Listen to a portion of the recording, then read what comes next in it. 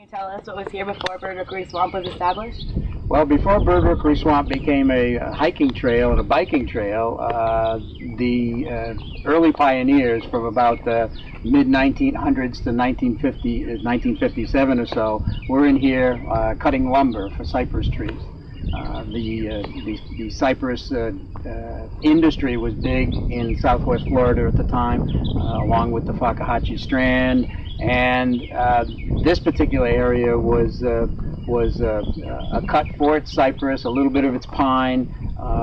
Matter of fact, the railroad train that worked in here, the Deuce, the old number 2, is on display right now down at the County Museum on Airport Road and Route 41. What animal activities do you used to see going on out here?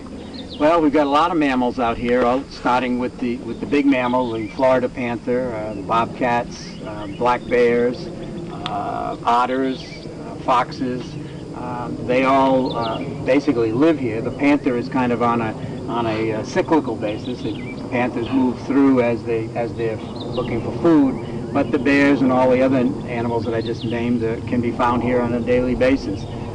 As the water rises in the summertime and we get into our wet season, less land is available, and so encounters with the animals like the bobcats are more frequent. And it's not unusual during the wet season to be walking down our boardwalk and to see a few yards ahead of you a bobcat trying to get dry from being in all the wet weather that's around here. Bears are living in the area at the present time. There is a female in here with 3 babies, and she's been here for the last several months and doesn't seem to be willing to move out, so I think she's found a real home for herself. What are the most common birds you see out here? Well, we have a bunch of wading birds. You got your herons and your egrets that are here all the time.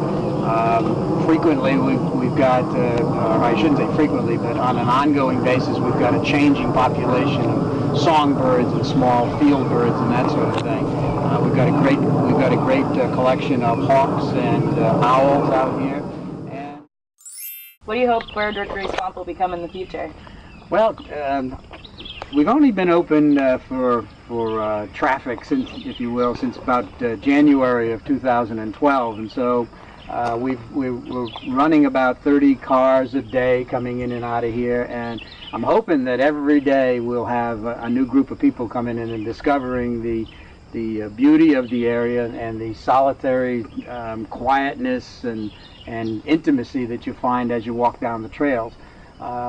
We have ongoing programs, guided walks, and hopefully we'll in the future see those develop into more expansive schedule, more groups coming in, and I'd like very much to see younger people and maybe some folks who are